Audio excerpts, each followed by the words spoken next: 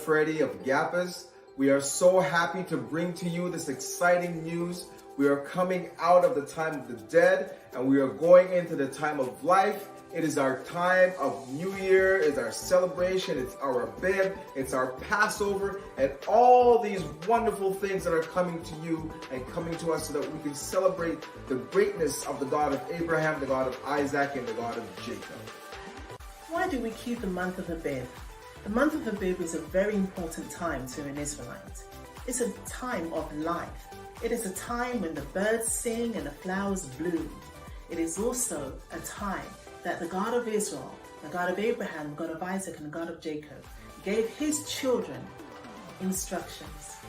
The instructions you can read in Deuteronomy 16. It says, observe the month of Abib and keep the Passover unto the Lord thy God. For in the month of Abib, the Lord thy God brought thee forth out of Egypt by night. So it's a reminder to us as well that we not only keep the Passover and the Feast of Unleavened Bread, we remember what our Father, the God of Abraham, God of Isaac, and the God of Jacob, did for his children, who we are, whom he loves. So I am looking forward to the month of Abib, and I hope that you are too. Thank you. The countdown for Abib 2022 starts now.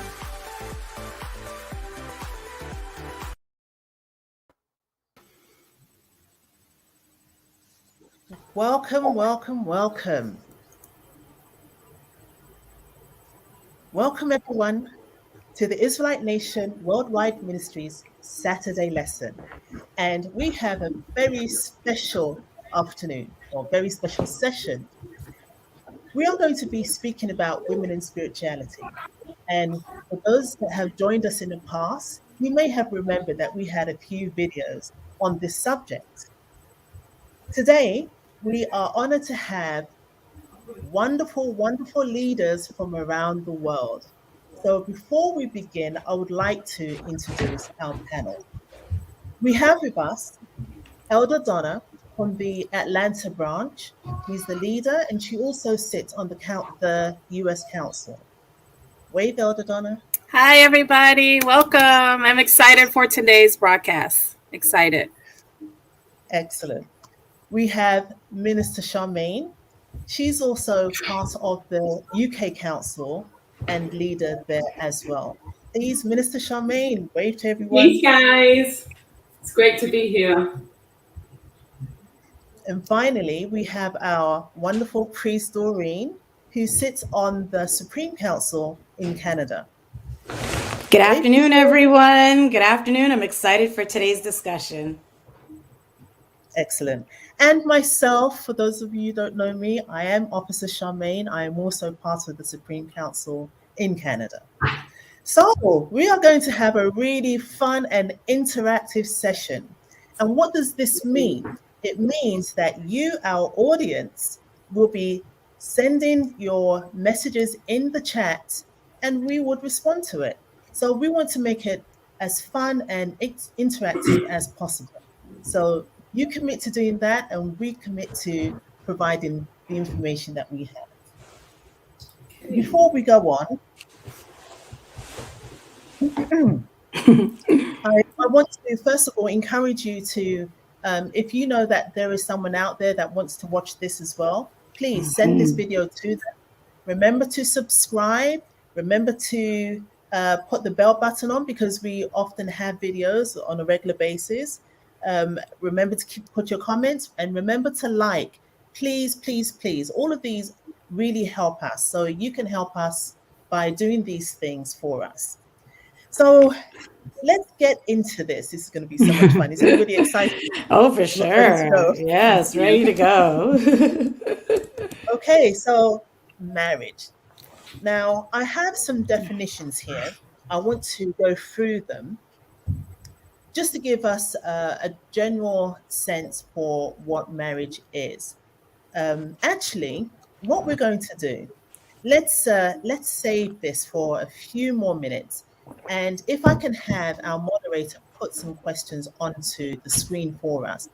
The reason being, these are the questions that were, or statements that were posted in our last presentations on women and spirituality, and we received over 1,000 comments with the two videos that we had. So here, this is why we're doing it again, for especially because of the comments like this. Now, for example, it says, "Are you ladies going to come and make more videos? I really enjoyed listening and encourage your to the encouraging words." So that's one of the examples, and we've had many like this. Love this. Can we do this again? I really enjoy these videos. Great education, say edification, sisters. Would be nice for an updated video. Now, there were some other questions. I have them printed right here, so I'm gonna read them from my screen here. It says, what do you do when you as a wife know that you are a Hebrew Israelite, but the husband struggles with the understanding? So, I don't know, does anyone want to take that one on? So what do you do when you know as a wife that you're a Hebrew Israelite, but your husband struggles with the understanding? Well, I'll say this first. We're back by popular demand. Yeah. I think when I went through some of those comments, just realizing the necessity of hearing the Israelites' woman's voice, right? How important it is, because a lot of the times we're just so busy with our lives and we don't really get to come together often to really talk amongst each other and talk amongst ourselves. And our voice is valued and it's important. The God of Israel puts that importance upon us as well. So we're needed, and we bring value to the table is what I want to say. In terms of us being Israelite women, we're not Hebrew Israelite. I want to make that distinction because I think the comment said that. Nowhere in the scriptures will you see those two words together side by side.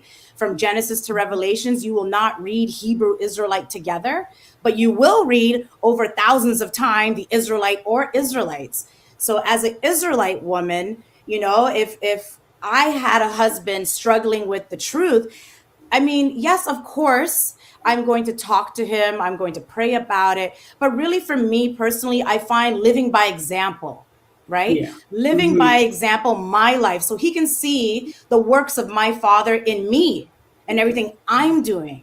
And those blessings, when they come upon me, it's not just coming upon me, but even within our household, that will hopefully attract him to this truth. Because our Israelite life is our lifestyle, it's our culture. It's more than just laws, statutes, and commandments. This is what we do every day, and even saying as a woman, using my voice, but my actions without my voice, will hopefully attract him to the truth of who he truly is. So I'm not going to bicker and fight and carry on anything, even though, sometimes some sparring matches are good, but healthy conversation is good conversation. But I think living by example is probably the best way to get your husband to try to understand what you're doing.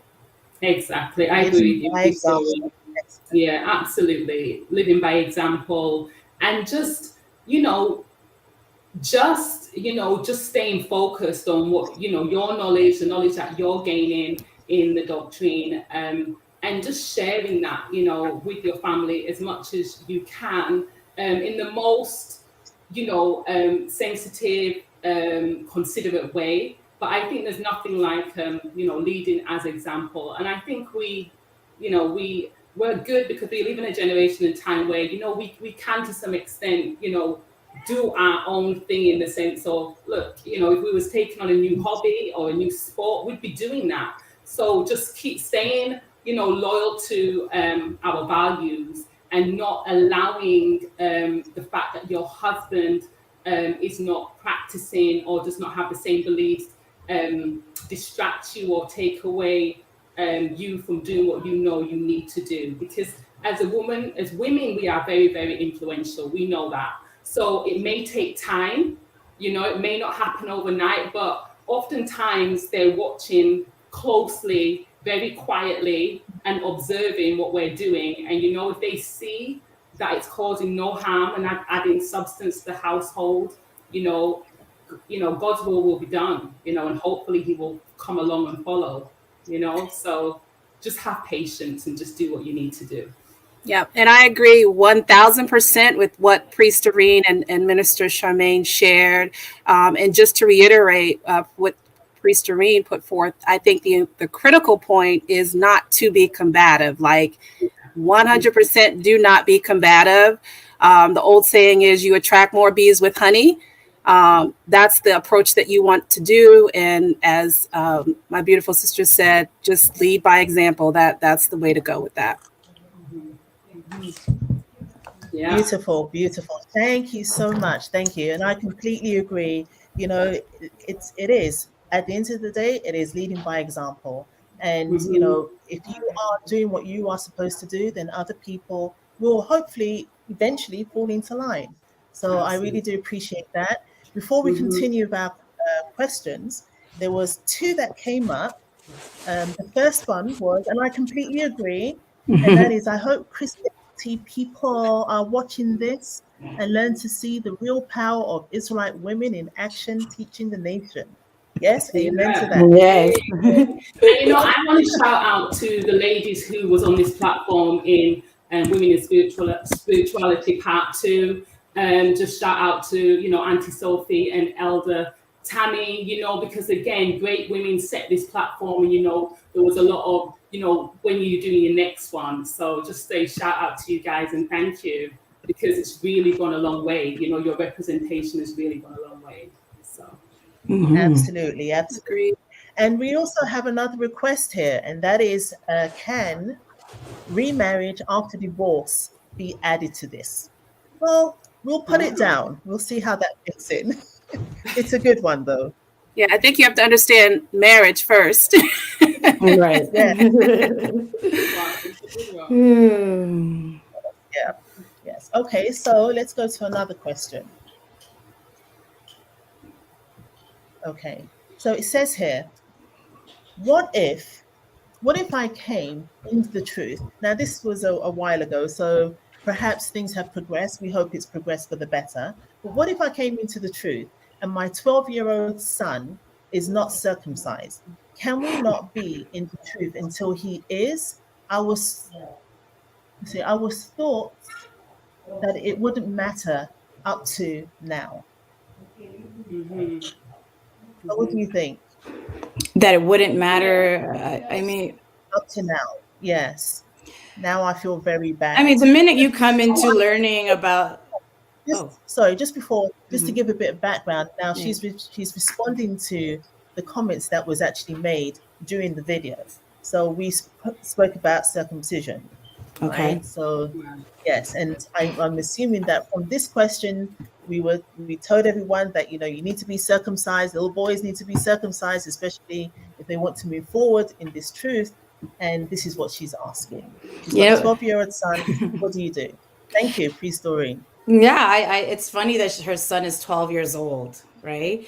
When the covenant was made with Abraham in Genesis 17, and Abraham got circumcised at the age he did, right? What did he do after that? He circumcised everybody in the household, including Ishmael, who was a young boy at that time. I believe he was 12 as well. So the minute you learn the truth of what you're supposed to be doing, of course, you naturally fall into place and you do what you're supposed to do. Because guess what? There's holy days that we keep that you cannot participate in if you are uncircumcised, such as the Passover. No uncircumcised person shall eat of the unleavened bread, right? Or partake in the Passover or the Feast of Unleavened Bread. So the minute for me that you come into the truth, you know better, you do better, right? It is my motto on that question. Amen. And just to add on, you know, we all know the scripture that says, you know, faith without works is dead. So your action demonstrates your allegiance to the God of Israel. So if he's telling us this is what's required to serve me, it's important that we demonstrate our faith in him by doing what he requires. And that circumcision is a critical component of establishing our relationship with the God of Israel. So there's no way around it. You know what's funny about that too? The minute you, like, when you first learn about, because I mean, we all came out of Christianity, like, how many years ago. But the minute you learn about who you really are, that I am the God of Abraham, the God of Isaac, and the God of Jacob's chosen child, like, this is my rightful family, like the creator that made heaven and earth. The minute you learn about the rules of the household, you're going to run with zeal. Like, you're going to take to do everything. What did I do wrong? What do I need to do right? You're not going to question every little thing. Like, just let me do it so I can be in his house, Absolutely. so I can be with my father, Absolutely. I think that's what she was saying as well. She was saying in that comment that she felt bad, that maybe she didn't know this before. But you work with what you've got now, you go and do what you know to be right. There's no stigma, as long as from now you're going to go and have your son circumcised and you're going to live the life of an Israelite family and do everything that's written in the scriptures. It's all good. There's no judgment. We all no looking back. No looking back. Looking back. We're moving forward. Absolutely. And what's great about that, her being a mother to that child, like, wow, teaching your child from young, and that at his age, even is that much more memorable for what he's about to do and why he's going to do it. Yes. Yeah. No, I completely agree. I think. We have another question here. What does it say? It says, I agree with Mrs. Snowden's request. I intended to married for life, but physical abuse caused me to choose my life. Many women today need this, especially those of us raised in Christianity. No, absolutely. It's never too late. At the end of the day, you can be old. It doesn't matter how old you are, how young you are. You come in, this is for you, then you hold on to, there's no point in crying over spilt milk. You have to just move forward, just pray that, whatever happened in the past happened. And as Priest Doreen said, as Minister Charmaine said, as Elder Donna said, you just move forward. Move forward with what you've got. So, try your best to be part of this. And be thankful that it was revealed to you that you understand now. Like, amen. Yeah, it is. And it is such a blessing, It's like, it's more of being thankful every day that, yes, thank you, God of Israel, that you've allowed me to know this truth. And that's what it is. Do the best to be your best. So, ladies, this session, and for those of you who've just joined, because I know, many people join at different times because you probably got caught up doing something else. We are going to be speaking about marriage today. And we just answered some of the questions that were in our last videos. These were videos that we had done a few years ago. As Minister Charmaine rightly said, there was also Elder Tammy and Sophie, who were also part of those videos, did a fantastic job. Thank you. We have a new panel and everybody here right now from all over the world. So hopefully we can give you a different perspective from different areas. And let's do this. I have another question here from Dexter. It says, in a time where everyone is marrying everyone and everything, it is good to hear the truth. Yes, at a time where everyone is marrying everyone, yes, it's good to hear the truth. What I'm going to do, to help with this discussion, we understand that we are living in the land of our captivity. So it might be a good idea to start with, what does it mean? What does marriage mean in this sense? Okay. I have a definition here. I'm just going to read it off. It says marriage, also called matrimony or wedlock. It is culturally and often legally recognized union between people called spouses. It establishes rights and obligations between them, as well as between them and their children, and between them and their in-laws. It's considered a cultural universal, but the definition of marriage varies between cultures and religions and over time. Typically, it is an institution in which interpersonal relationships, usually the S word, I'm not going to say it because I don't know if we're going to be banned from this. Usually the S word are acknowledged or sanctioned. So they're talking about intimacy. In some cultures, marriage is recommended or considered to be compulsory before pursuing any S-word activity. A marriage ceremony is called a wedding. Okay, so here they also break it into two parts. The first part is monogamy, and monogamy is a form of marriage in which an individual has only one spouse during their lifetime or at any one time. In countries which do not permit polygamy, a person who marries one of those in one of those countries while still being lawfully married to the other commits the crime of bigamy. Okay, so and then it goes into polygamy. So polygamy is a marriage which includes more than two spouses. When a man is married to more than one wife at a time, the relationship is called polygyny, and there is no marriage bond between the wives. And when a woman is married to more than one husband at one time, it is a thing, it is called polyandry. And there is no marriage bond between the husbands.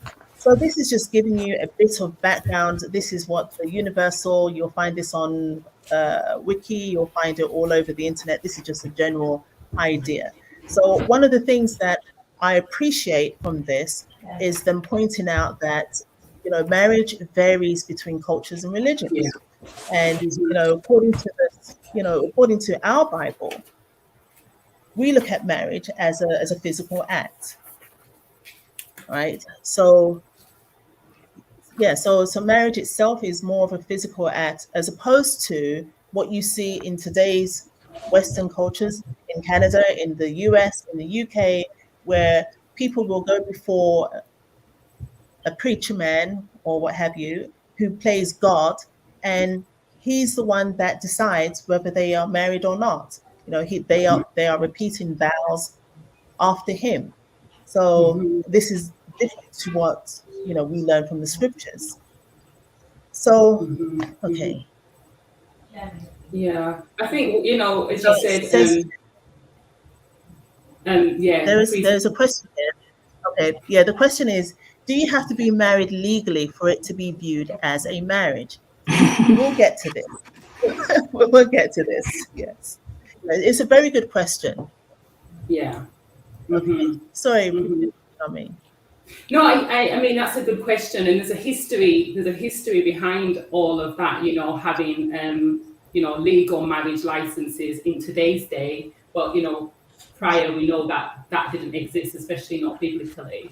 But as you were speaking about culture, you know, as you said, Officer Charmaine, you know, culture, our culture or one's culture, it determines how a person looks at marriage. So it's more about their perception of what marriage is or what that institution or that union looks like in relation to, you know, their customs, their rights, their responsibilities, their roles.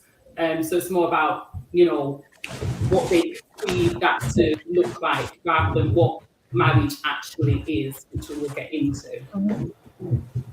Yes. You know, one of the big questions that's come up in the past, and I think, you know, when you think about it, okay, let me just go right into it. One of the questions that's come up in the past, and that is, can an Israelite man today have multiple wives? Very popular question. Very popular question. I don't men love. I don't. No, they want to. This one's going to be very interesting because, you know, it's been asked. I've heard it many times, internally, externally. You know, people that are not Israelites, I've heard it many times. People want to know, what is your views, ladies? Who would like to start first? Okay, so my view is this. Look, it's between the couple, okay? If you're entering a union with a man or a woman, my view is that's between the both of you. You know, how you choose to engage or you choose to have this union, it's really between the both of you. And that's what I think. I mean, you know, on a personal note, I wouldn't encourage it. But who's to say, you know, a relationship is between those two people. So you decide what you want for yourself. Do you know what I mean? So that's a personal view for me. I think For me, from the perspective of a nation and trying to rebuild and knowing our past history of 400 years of the culture of slavery, where so much has happened to us to divide us, to take us away from our true selves, an appreciation for our culture, even. And now, after these 400 years, we're now in this time of freedom. And I think we have to be very thoughtful as a nation on how we proceed in that freedom so as that we stay united, so to speak. And I think, it's a process for mindsets to change to get back to where we were, and just being thoughtful on how we proceed in that change can be to our detriment, if that makes sense. Like, we need to do things that will keep us unified and uplifted. And I think many of our women today, like you said, Minister Charmaine, there has to be some type of understanding if you want to go that route. For me personally, I don't have the mindset for it. Maybe one day I will, but just my own personal, I'm not there. I think for me, everyone uses the scriptures to defend polygamy, right? And culturally, we may, that may happen already. But if I go back to the scriptures for me personally, like you talked about marriage, and the woman's comment in there about, do you have to be legally married? As Israelites, Israelite nation, we know the word marriage in the Bible was the act. It was the intimacy, the intercourse. That's the definition of marriage, right? The relationship, a man having multiple wives and all of that. In Western civilization, the law of the land is it's 1-to-1, one man, one woman constitutes a marriage, right? In other cultures, they may have several wives, right? Culturally in the land, a man may choose to do what he chooses to do. When I look at the scriptures and I look at the Garden of Eden and I see Adam and Eve and the sin that was committed, even with Lucifer, between Eve and Lucifer, right? And then that was brought to Adam. And even in that sense, from the very beginning, the God of Israel said, no, there's going to be enmity between you and Lucifer, and you shall cleave to Adam. He shall be your husband, and she will be the wife. And the two will come together to be one twine, one flesh, right? And then I look, and then fast forward, right? The Christ comes. The Christ comes amongst his people, and he repeats what the God of Israel said. And the people say, well, Moses gave us a bill of divorcement. And the Christ says, yes, I understand that, because the stiff-necked ways and the hardness of your heart, he had to create the bill of divorcement. But it was never intended as so from the beginning from our Father. And then going back to our foundation at the beginning, when I see the way the God of Abraham, the God of Isaac, and the God of Jacob set up the foundation of Israel, he said to Abraham, thy wife Sarai, and he changed their names to Abraham and Sarah, you two will conceive, husband and wife, and begat Isaac. And then Isaac got his wife, right? And they had a child. Then you had Jacob on Esau, and Jacob was so in love with Rachel, to the point where this man worked 14 years so that he can get Rachel. Like, man, where are the men like that today? Do you guys know any man that's going to work 14 years to get his wife that he's so in love with? And because when he finally worked those 14 years, what happened? The father said, pump the brakes, Jacob. You just can't marry my daughter, Rachel. She's the younger one. In our culture and our custom, it is that the elder gets married first. So by way of a default in their culture, he ended up having to marry Leah out of respect so that he can get to his prize of Rachel, right? Yes. And in blowing up our foundation of Israel, those women consented that he would go in unto their handmaids so that the nation could continue to grow and have more children, because as we know, Rachel was barren before her womb was open. But from the very beginning and the foundation of us, where the God of Israel was so involved and so in tune with our patriarchs, our forefathers of this great nation, it was always one-to-one. At least Yeah. that's how I read it. Absolutely. And so Right. often, Priest Doreen, to add, because you said some great things there, it was so much just about family and establishing family, and just family always being at the center of that. And for a lot of our forefathers, and you think about the kings and the nations, it was about building alliances, and it was about inheritance and land and agriculture, and all of that were some of the reasons that many of our forefathers had many wives. It was a lot about building alliances, building families, because oftentimes it would be kept within a cousin or, kept within the nation. So I think oftentimes where there were polygamy and there was lots of unions, it was about establishing a nation, establishing a people, and there was a level of purpose. It wasn't just about lust all the time. It wasn't about sensual things. Yes, it was purposeful and meaningful, and to a great extent respectful. Everybody played their role. They understood where they fit in and what they were to do within that bigger family picture. If you bring that down to today and you consider a man with many women, well, is your house with your one woman even right with those children? And what impact is that going to have on children, who you're having children outside of the relation or of a relationship, and there's no conversation? Is that another Israelite woman, a woman outside? How are you going to circumcise your child? What authority do you have over the child? You have to think all the time when you're making these decisions. It shouldn't be all about sensual lust type, are you going to manage the woman's emotions when she's feeling jealous and unwanted and insecure? Like, can you provide? There's so many things to think about. Can you provide? Can you take care of the household? How are you making money? Can you keep everyone happy? So, it has to make sense. And, there's a lot of ethics in the scriptures that talk about, even though it says, wives submit to your husbands, it also says, husband, love your wives, and don't be bitter with them. So it's always two ways. It's this relationship, it's this communication, it's this one body. You know what I mean? Your action affects the other person. And so your action having another female, how is that going to affect the wife that you're with already? They're the things that need to be considered. Is it going to build your household, or is it going to break your household? What's it going to do? Is it going to affect your spirituality or not? Positive or for the worse? We've missed a couple of questions, and I think you make an excellent point, and maybe you could even answer this.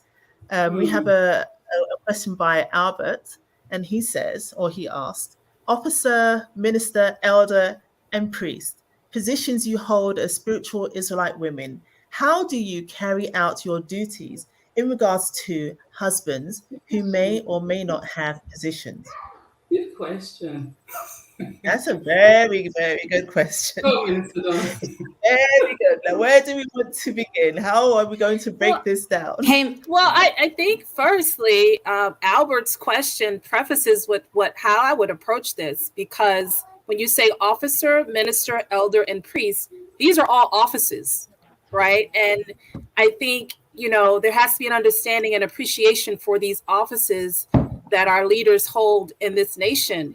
And that is top tier to the individual, me, Donna, right? And I think for me, that's kind of how my husband and I, we approach it. This is an office, and it's funny because sometimes when I'm talking to my sister, she'll be like, can I talk to Donna now? I don't want to talk to Elder Donna. I want to talk to Donna, right? Because they have that respect for the office and what that entails. So I hope that makes sense. Yes. No, I love that. Absolutely. For myself, I am very appreciative of my husband, knowing that he allows me to do the things I need to do. He allows me, he gives me my space. So if I say that I need to, study because I'm doing a lesson, or I need to speak to someone, or I have, 4-hour conference calls, he understands. So he doesn't get in my way. He doesn't, you've been on the phone all day. So that to me just knowing that he's there to support me by appreciating my office and what I do, especially knowing that it's not just benefiting me, it's benefiting the whole family, it's benefiting the nation, so it's a teamwork, it's a teamwork. I So think that's for me and my household, it's an Israelite household to begin with. Absolutely. And for us, it's like you kind of pointed out a little bit there, Minister Charmaine, or you did, is we both have our roles. And whatever we're doing in our household for this nation is we both have our duties, whether there's titles or no titles attached, right? Our home is the Israelite house home, and this to enrich our spirituality, the services we do, the duties we do. There's things he does as a man that I can't do, and there's things I do as a woman that he cannot do, right? Our roles in our homes really just supports that teamwork, that relationship, and everything we need to do for this nation. So there is no I don't know, we come together to make decisions and to lead our household, especially with children. And I kind of want to go back to, I thought it was a very valid point, Minister Charmaine, you made about having purpose with the whole polygamy thing. Everything in the scripture had purpose. Today, I meet women today, guys, in 2022, that talk about they're at home with one man and there's probably 10 women and they're like sister wives. And the man is at home doing nothing. And they go out and work and he's home like a king. Like, where's the respect in that? What happened to his role?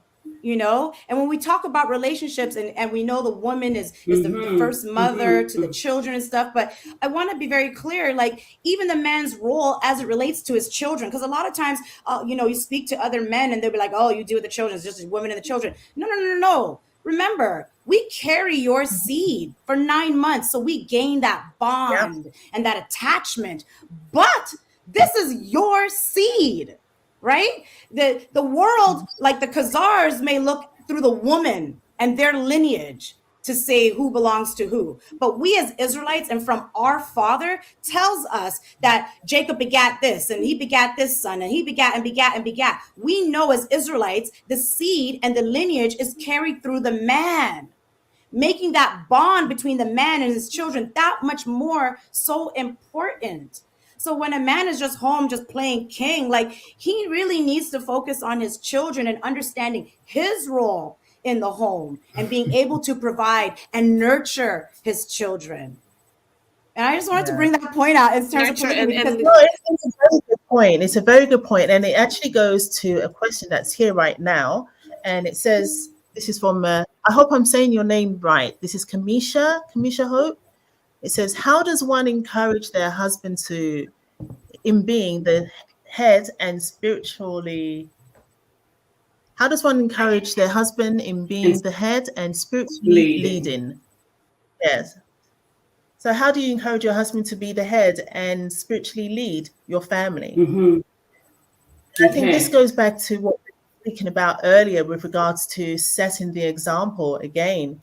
I mean, how do you, make somebody spiritual? You're really leading yourself. You have to be that spiritual person. You have to be that example. It's given, the blessing is given to each individual to have this understanding. Some people have more than others.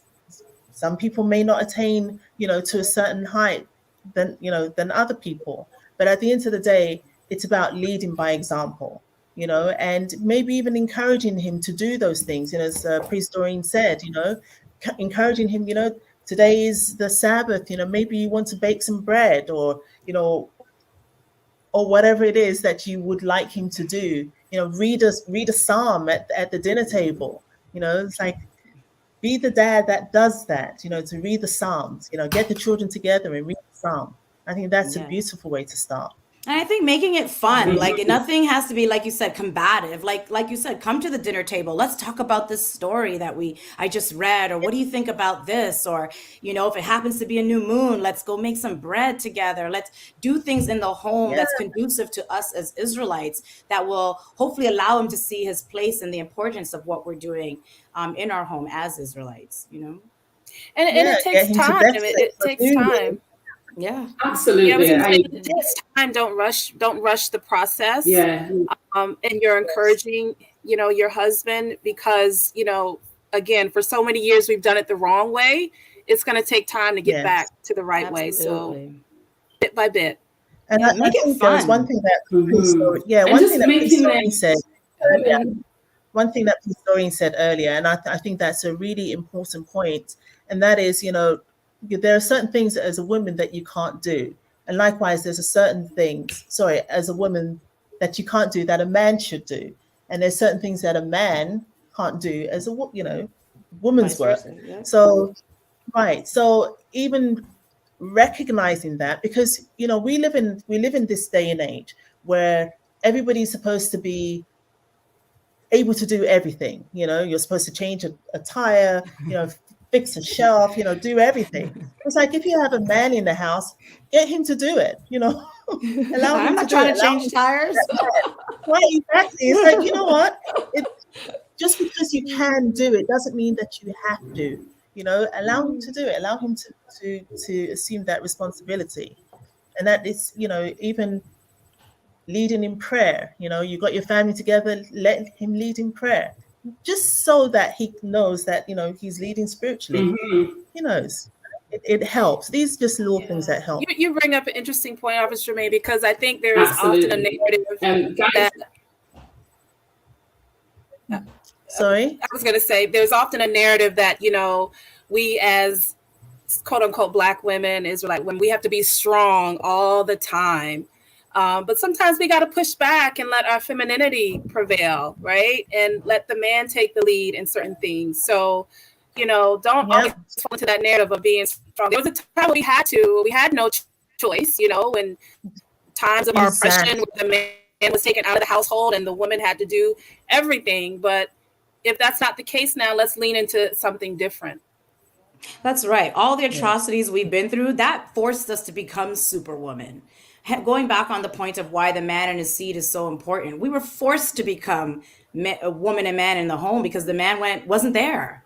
And if you're having 10 sister wives, we can't be in every household. You know what I mean? So you're forced to become superwoman, and we don't want to be. We're feminine women, okay? We need to let our Israelite womanness shine. That's such a. And I'm not we trying don't to want to be change strong genders. women. We don't want to have to be strong women. I am not trying to be on the construction site or build tires or go into battle. Okay. There is nothing wrong with being a woman. Being a woman is a beautiful thing. It's a beautiful thing. We have our ways.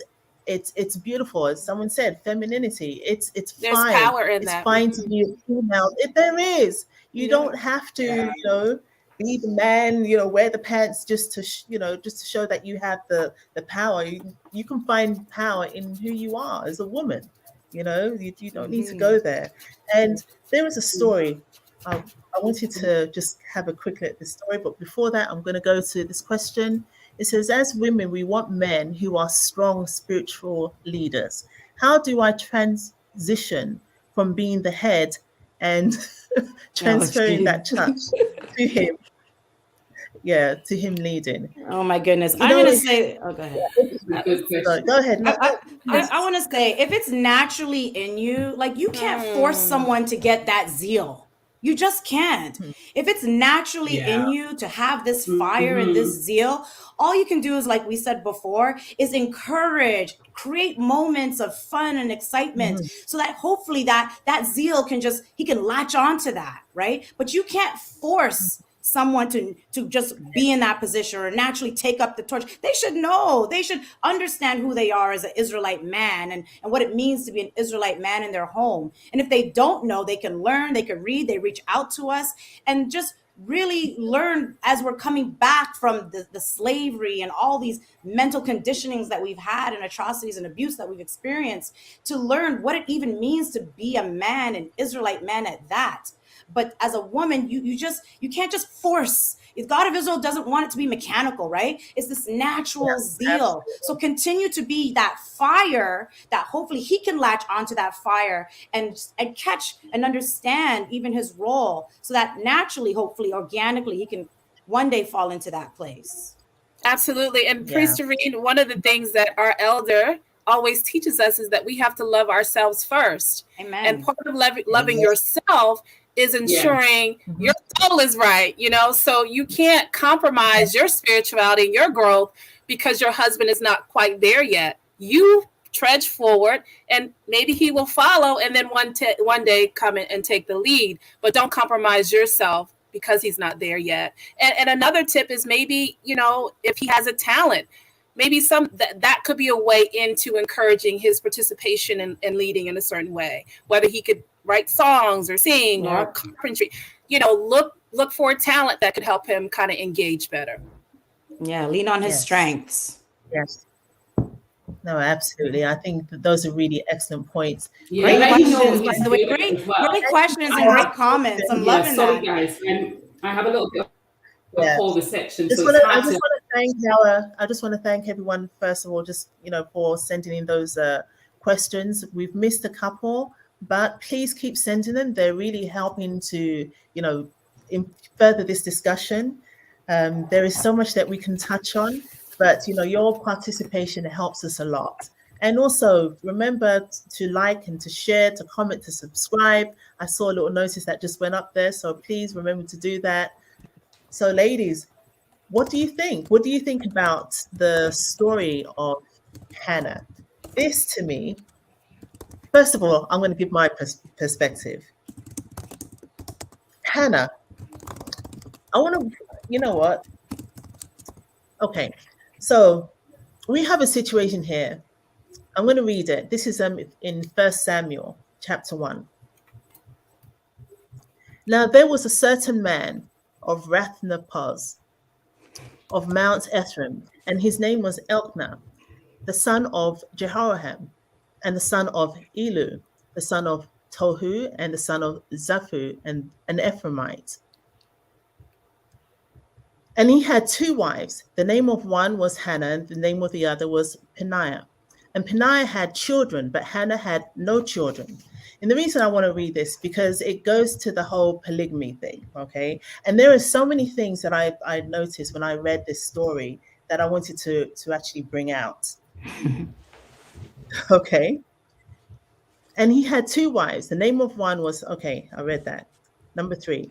And this man went up out of the city yearly to worship and to sacrifice unto the Lord of hosts in Shiloh. And the 2 sons of Eli, Hophni and Phinehas, the priests of the Lord, were there. And when time was that Elkanah offered, he gave to Peninnah his wife, and to all her sons and her daughters portions. But to Hannah he gave a worthy portion, for he loved Hannah, but the Lord had shut up her womb. And this goes to what you were saying earlier, Priest Doreen. You can't be in a situation where, all your wives are working. You have to be able to give. If you want to be in such a relationship, you need to be able to support them, right? So in this situation, he's not just giving his portion to the temple, he's also given portion to his wife with the children and his wife that doesn't have the children. But to her, he gives even more because, this is how much he values her.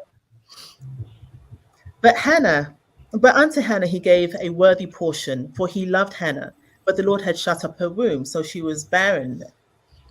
And her adversaries always provoked her, for to make her fret, because the Lord had shut up her womb. And as he did so year by year, when she went up to the house of the Lord, so she provoked her. Therefore she wept and did not eat. So you could just imagine the amount of trauma she was actually going through, not being able to bear a child, and then going up and seeing this other woman all the time, and the torment that she's receiving in her head. Oh, look at you! Oh, you like my baby? It must have been really traumatizing to her. Like looking at it all the time. On that, it doesn't matter what you receive; it's just not enough, right? It's like, oh. And you're right, Officer Shemaine. I love how we have to always look at the human side of these things, because that's a real experience. That's tough. That's like suffering. This is something that you want, and you see someone else have it, and then they're teasing you, and edging you on. It's like the worst. But I'll let you go on. But I just love the story of Hannah because her heart is so fixed on the God of Israel. I want to stick on the human side, the part of us and our behavior, right? You see that. Like, people think that the sister wife thing is this, oh, come by harmony, let's get together and hold hands. No. The last time I checked, when a woman hears that her man is with the next woman, it's earrings off, ready to fight and, throw fists. Yep. I don't know about you guys, but a man that has several baby mothers or wives or whatever he wants to call them, that's stressful. You know what it's like to have one woman in your life, right, then to have several Israelite women in your lives. That's not an easy job.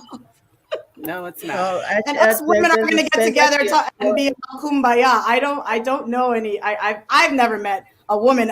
All the friends that I've had and women that I know, I've never heard of. We just received the donations, lady. I just want to say thank you to Deary for her donation, or his donation. I hope it's her. I'm sorry. The jealousy and the drama. Oh my goodness. Donation. All day long. Yes. That's why I said, the purpose is for us to be united as a people. That would just bring a complexity that I don't think. Oh my goodness! And with the invention of social media, like you can see everyone's bedroom stories all over Instagram. Like, oh my gosh, that's happening. Was that what he said? Oh my god! Oh my goodness! So true. So true. So true.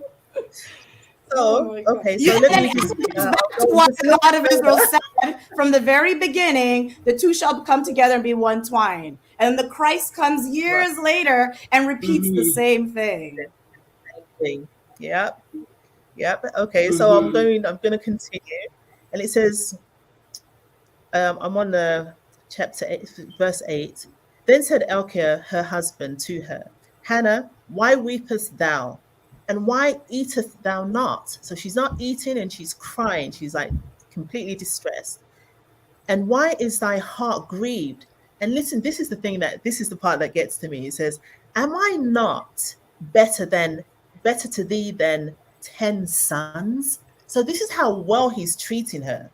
So you guys you got your 3 women living in a council flat in London, he's really looking for her interests. Right?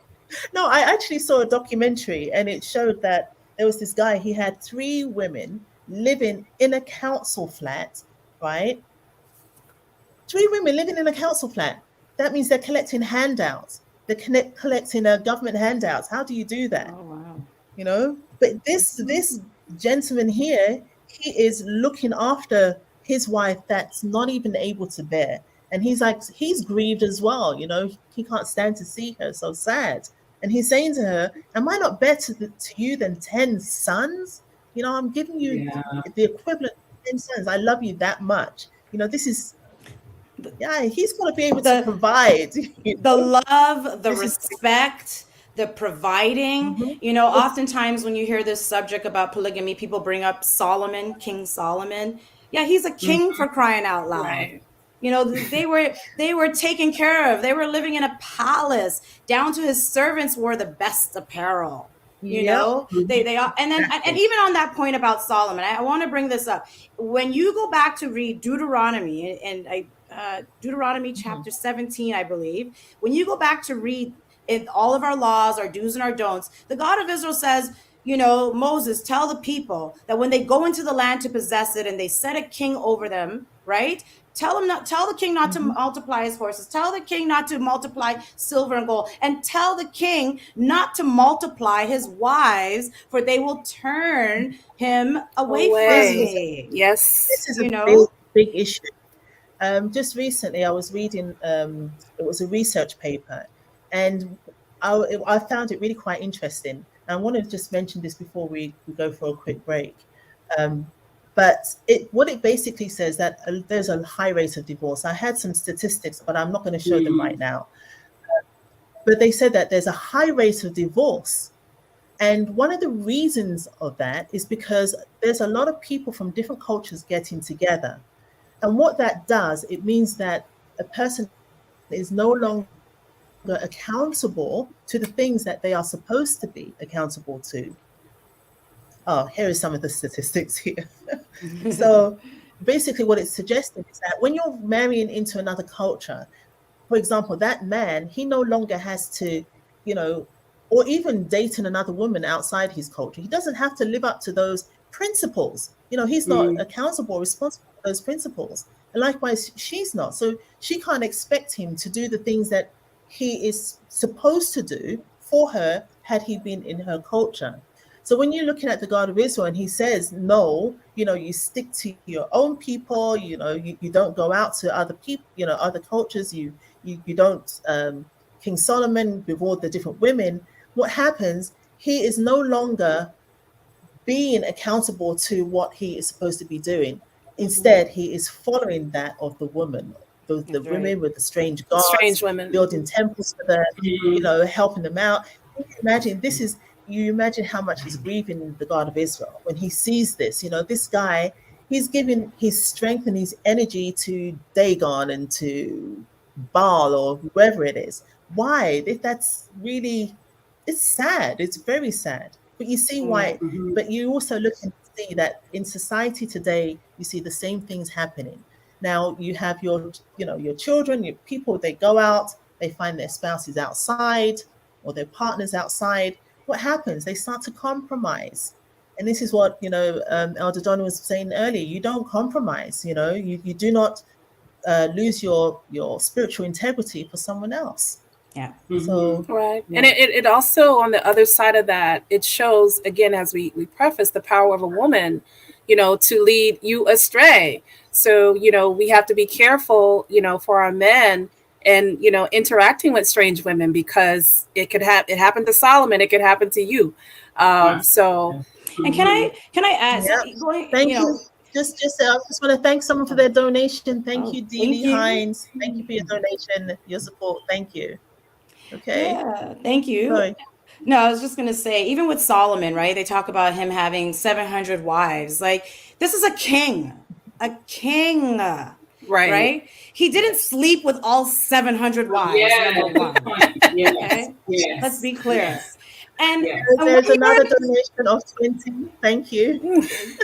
And when you're a king, you strategize, right? You make allegiance and alliances. People gift you. And then those people, they gift you their daughter. Here, take my daughter.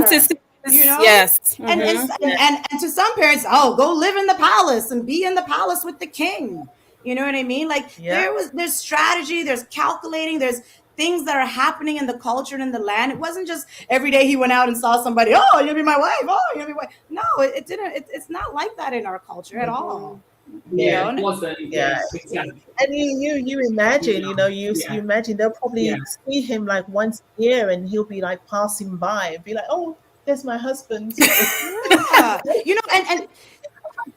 And to that point, you can't see you all the time. There was with King David, another great king of ours, right? When he inherited the kingdom from King Saul, he got everything, including the concubines, including everything. What did he do with the concubines? He went after Absalom, his son, was after him, and he left the palace, and he came back home. He was restored back in Jerusalem to his palace, and he took the concubines. What did he do with them? He protected them. He put them in a ward. He fed them. He provided unto them, and he never even went in unto them. Never even went in unto them. And like we talked about the word marriage, but went in unto them. They never became his wife or wives. In that sense. You know what I mean? So I don't know when in today's modern terms and I think go ahead. So we have a question here, and it says, could you explain the different types of women?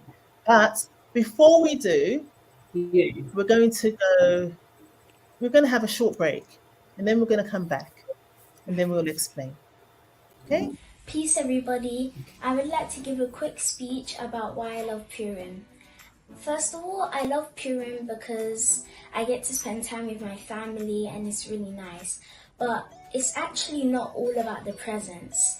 It's about the story of Esther, because without Esther's courage, a lot of us would have died. like fathers and mothers and children, because Haman was a very wicked man and he wanted to do terrible things to us. And I just think that it also came from Esther's faith, because I've learned that with faith, if you believe in the God of Israel, he will really take you to far places. And I think that as a young girl growing up, this is such an inspirational story, and you can get many lessons from this. Peace. And what I love about the Abib season is celebrating Abib itself. Celebrating our God, the God of Abraham, the God of Isaac, and the God of Jacob, and celebrating Passover. Abib is a great time to bond with your brethren, meet new brethren, and celebrate our God. Get your calendars out, set the date for our Abib season. Yay! On April the 2nd will be the celebration of our new moon. So please make sure that you tune in on Saturday, April the 2nd for a very special YouTube presentation. You're not going to want to miss out. At 2 p.m., make sure you're there. And at 6 p.m. will be our virtual celebration on April the 2nd. Again, our new moon is coming up and we're going to celebrate this big time. And don't forget, the very next day, which is April the 3rd, the Sunday, we're going to have our Israelite Nation Worldwide Ministries special, very special Abib celebration. We're going to have awards. We're going to see everyone. We're going to be dressed out to the T. We're going to have on our cultural gear. So please make sure that you are there. And let's not forget that on April the 14th, it is the beginning of our Passover. Don't miss out. So from April the 14th until the 20th will be our Passover season.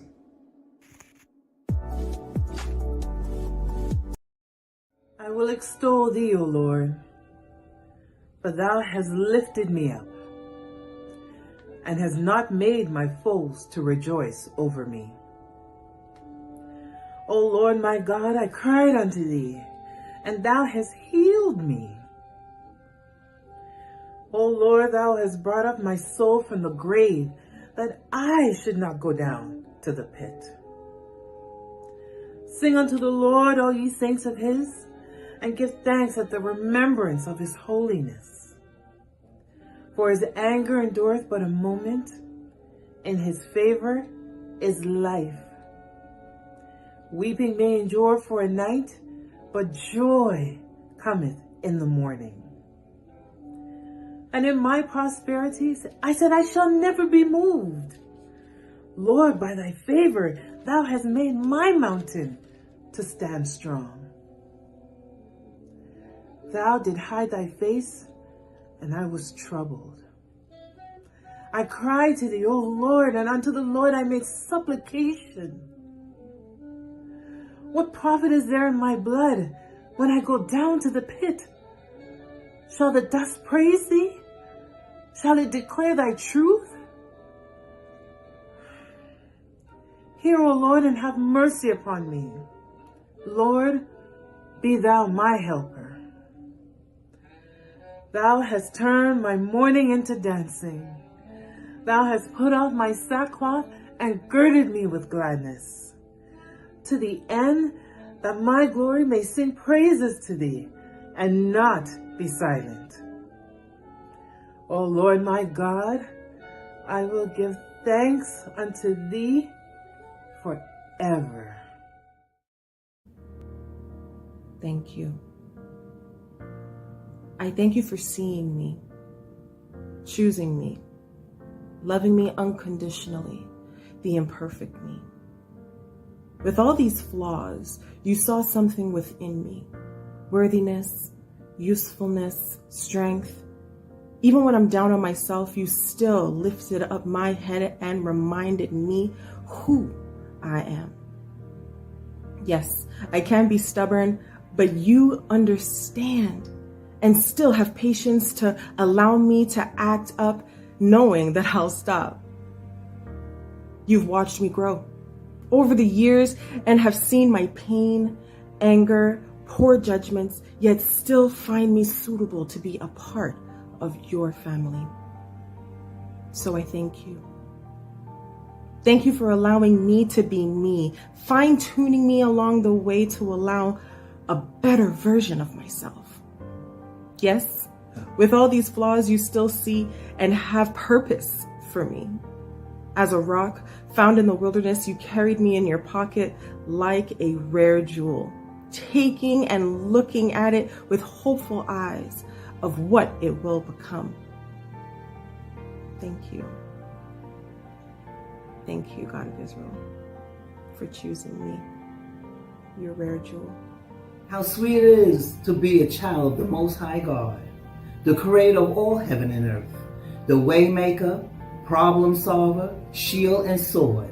We will worship him forevermore. There is none greater than he. He's our protector and head of our family tree. So if you're curious and want to know, ask an Israelite and they will let you know the path of truth and knowledge is the way to go. Thank you. I am mother, I am tired, I am grateful that they are mine. I'm forgiven, I am loving, I am learning all the time. I am powerful, I'm protected, I am everything they need. I will teach them, I will love them.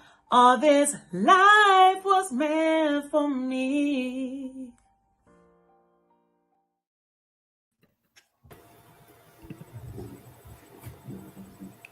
Yes, that was fantastic. Great job, ladies. There has been so much great conversation here, guys. Wonderful. It's a great conversation.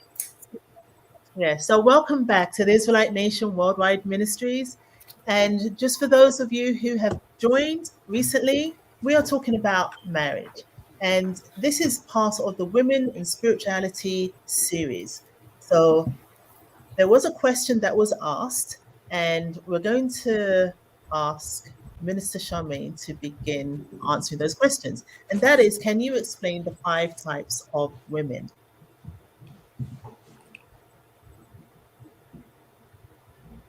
Some great conversation in there, and it's been a great Saturday so far, guys. There's some great topics of conversation in there. So yes, okay. So there's 5 types of women, and I'll explain them. So, and ladies, jump in, please. I've had some poor reception and haven't been able to engage. So please, if you can't hear me, jump in. Yeah, we got your back. If I stop, it might be because I can't hear what you're saying. So apologies about that. But let's jump in. So, thank you, who's going? Okay. So the different types of women. So of course, I'm going to start with one of them, which is of course the wife. So the wife is usually the head of the house. She's being acknowledged by the husband, and they're one flesh. Everybody knows that they are together, that they are spouses. It's been announced they live together, etc., etc. So you have the wife. And then the second type of woman is what we know as a concubine. And a concubine is somebody who also has intimate relations with the male, and often gives and has children for them. The concubine, is basically there as what you would maybe call a girlfriend or someone there just to have children, and doesn't have the same kind of maybe ranking as the wife in those days and those times. Ladies, if you want to jump in. Just to even solidify what you're saying. Side piece. Yeah. She may or may not be known, usually kept in secret. Yeah. So just to solidify what Minister Charmaine is saying, with regards to a wife, the wife is often the woman that is recognized because the husband has introduced her to the family, to the friends. Yes. He's introduced her as a wife. There is another terminology within the scriptures which refers to wife, but the way we look at her as well is that she's been introduced. So he's declared her as his wife. Whereas the concubine, she's not been declared as a wife. So side piece, mistress, Side chick. side chick, the one nobody knows about. You catch them in the street. What? Yeah, on the DL. On the DL. What are you doing here? Oh Yeah. my. So, do you want to continue, Minister Charmaine? Yes. You want to continue Yes, with the yes. others? Sorry, again, poor reception. I think there's a It's delay. coming in and Okay. out for me, so If you apologies want if I'm a bit okay. behind. I'm trying to hear what's being said. Yes. Okay. So So maybe I'll go into someone the else. Is someone- harlots. Can you guys Okay. hear me? Give me a thumbs up. Can you hear? Yes, we can hear you. Okay.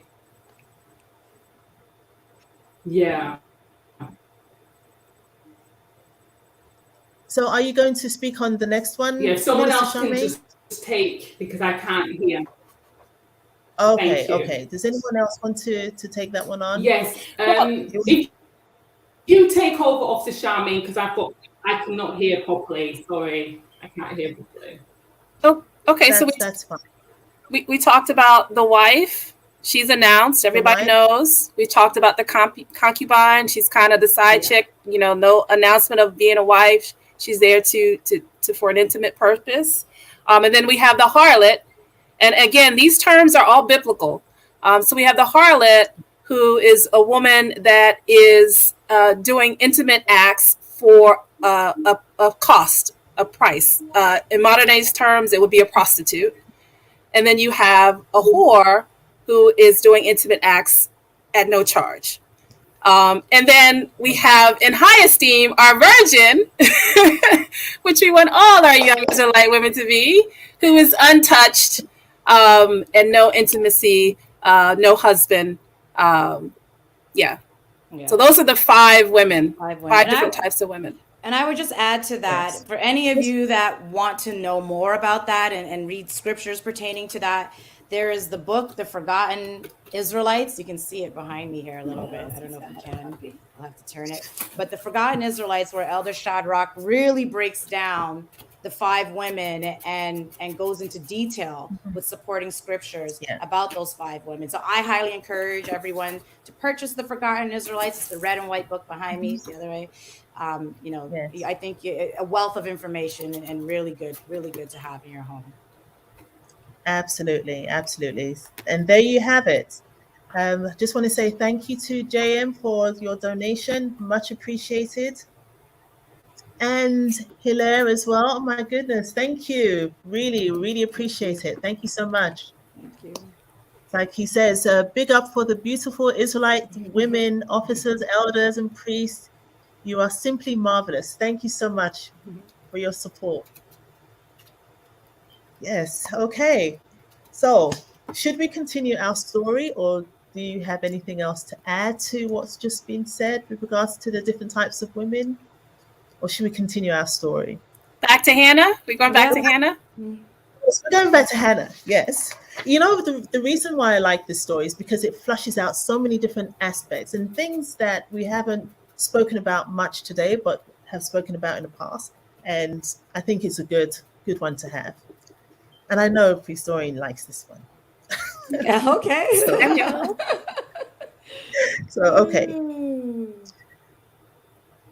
Okay, so I'm on verse 9. And don't forget, this is 1 Samuel chapter 1, verse 9. So Hannah rose up early. So Hannah rose up after they had eaten in Shiloh, and after they had drunk. Now Eli the priest sat upon a seat by a post of the temple of the Lord. And she was in bitterness of soul, and prayed unto the Lord, and wept sore. So remember, they're now in Shiloh, they're at the temple, and she's had an opportunity to go back there, and she is just crying out. She's crying out because she still has that hole in her. She's got that missing thing. And before you go on, Officer Charmaine, before you go on, no, I was just going to say it's important, when we read the scriptures, yes, there's stories, there are historical stories about our Israelite heritage, but also there's things that we can pull from these situations. When Hannah was low and in distraught, what did she do? She set her face to seek the Lord God of Israel for help. She petitioned him. And that's something that we can do ourselves today when we are faced with challenges, when things are not going our way. We have to turn to our strength, which is the God of Abraham, the God of Isaac, and the God of Jacob. Can I go to Thank add to you. that point? Thank you. Because, again, I have to preface this with what I hear out in the streets today. Hannah went before the altar of the living God. Hannah, a woman, went and made her This is one of the own points. petition Right. for herself. This is one of the points Right. I wanted to bring out from this story because it's got so many different dynamics here. It does. And you see that her husband was like, what can I, he's not telling her to do this because he's like, well, what can I do? I've given you this, I'm giving you all. But she set her mind that she was going to take that action to seek the God of Israel. And neither did the husband. She had to do it. Her husband didn't do it for her. Her husband is not her mediator. She has her own prayer and her own conversation with her father. After all, we're the daughters of a king. Yeah. Like she poured her heart out to her father. You don't look to your husband and be like, only you could pray to God for me. No. That's What is this buffoonery? Right. Well, what if you're in an emergency situation, right? And you need to pray and your husband's not there. What you going to do? You going to not pray? This is the question. This is the buffoonery that's out here in these streets. That only your husband can pray for you. I pray the women that do watch this really take this in. Here at Israelite Nation Worldwide Ministries, we go through the scriptures line by line. We seek. We add to our life. We enrich our lives with the understanding of what our forefathers did to make our lives better. And I haven't read, I don't know about you ladies, but I've seen women entreat of the Lord themselves. They didn't look to their husband. I don't understand where some of this stuff comes from. Yeah. It's an excellent point. Before continuing, I just want to say we've got another question from Kamisha. It's a little bit off. She says, sorry, off topic. How often are you lovely ladies program on? This is my first time viewing your program. So Kamisha, we've had this forum before, twice before, but it's right now is backed by popular demand. It's 2 hours, and we hope to continue this, especially if someone like yourself puts in a comment that you really want us to come back. And and share it with your friends. Yeah, we will be back. And I would say reach out to us. Yeah, absolutely. Get on board. Yes, thank you. But thank you for your comments. Sorry, Minister Charmaine, did I cut you off? You didn't. No. What you going to say? I'm just glad to be joining again. Welcome back. Yes, you're missed. I'm back. Oh my goodness, there's been so much good conversation, and I'm missing the words that you guys are saying. I'm like, I want to jump in and I can't, and I'm just like, But anyway. Well, you look like you're in a better position to do that now. Yeah. So we're looking forward to hearing from you. Okay, so let's continue with our story. Yes. Mm-hmm. Okay, very good. So here it is. And she vowed a vow and said, O Lord of hosts, if thou wilt indeed look on the affliction of thine handmaid, and remember me, and not forget thine handmaid, but wilt give unto thine handmaid a man child, then I will give him unto the Lord all the days of his life, and there shall no razor come upon his head. Who just got goosebumps listening of to course, yes. Oh my goodness. Wow. That was just so incredible. As you said, entreat the Lord and with your whole heart. And it's not just what you can do for me, what I want. There's a negotiation happening here, a little contract happening here. It's like if you do this for me, then that's what I'll do for you. So this is very important because people don't talk about that. They say, well, I asked for this and I asked for that, but what are you giving back? Please get that. What are you going to give back? And you know what? And I liken that. There's that relationship with our Father, right? The give and the take and this negotiation. This is what makes the relationship. I liken that even to real. Real. Makes it real. Makes it very real. Yeah. And I liken that to your spouse, right? There's this give and take amongst each other. What we do, how we treat each other, how we respect each other. Whatever we agree upon, we keep our word to it. You know what I mean? Yes. We're just always a reflection of our Father. And as we do with him, we do even in our own lives here, even with our spouse. Exactly. And our children, and our Exactly. children. Absolutely. Yeah. Yep. Yes. Yeah, as mothers, I mean, how I know we've all done it. If you do this, then I'll do this, right? Yeah. Or your children may come, Mom, I want this and I want this, but I'll do this so that you can get me that. So it's a beautiful relationship. It's the same with our Father, the God of Israel. It's the same. Always about the relationship. That is excellent. That's an excellent point, Elder Donna. I want to tell a story later. Well, I'll tell it now. And this is even something that our elder encourages. When our children do well, if you do well in school, you compensate them. This is what life is about. Encourage the good behavior.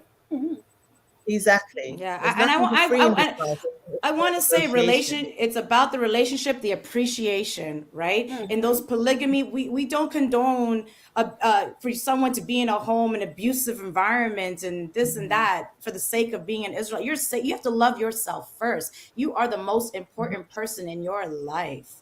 You know what I mean? And that's why those relationships, when I hear the polygamy stories, it's like, what's happening? You can't just sit there just because he's a man. Yes. You have to love yourself first. Yep, absolutely.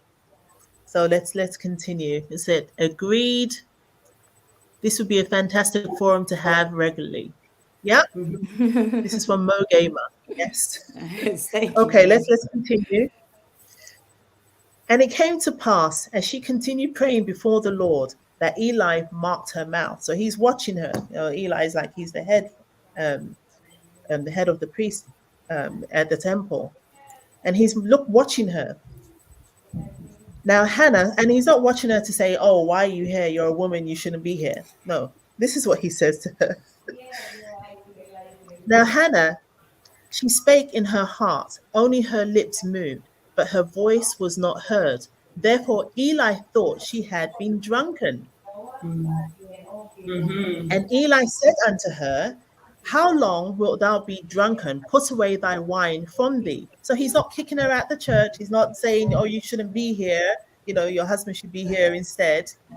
He's just telling her state. He's worried that she might be drunk. And Hannah answered and said, no, my Lord, I am a woman of sorrowful spirit. I have drunk neither wine nor strong drink, but have poured out my soul before the Lord.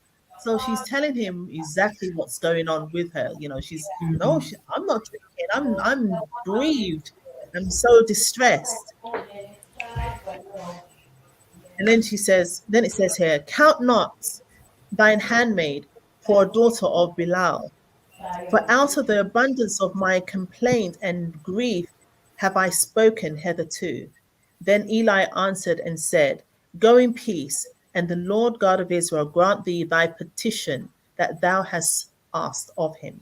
So he doesn't even know what she's asked, but he's even, raising that blessing up a bit by saying, may the God of Israel bless you. Bless your petition. And she said, let thine handmaid find grace in thy sight. So the woman went her way and did eat, and her countenance was no more sad. And this is beautiful. The reason being, after you've prayed to the God of Israel, you put everything out there. Why continue to be sad? There is something that we know as faith. So this woman is counted for faith because, after all of that, she's done everything that she possibly can and continues on. So was someone going to say something? No? Okay. I'll continue. And they rose up early in the morning and worshipped before the Lord and returned and came to their house in Ramah. And Elkanah knew his wife, Hannah his wife. So anyways, this is another story. I'm not going to go there. And because I have asked him of the Lord. See, it's a beautiful, beautiful story. And it goes on to say, and the man Elkanah and all his house went up to offer unto the Lord the yearly sacrifice and his vow. But Hannah went not up, For she said unto her husband, I will not go up until the child be weaned, and then I will bring him, that he may appear before the Lord, and there abide forever.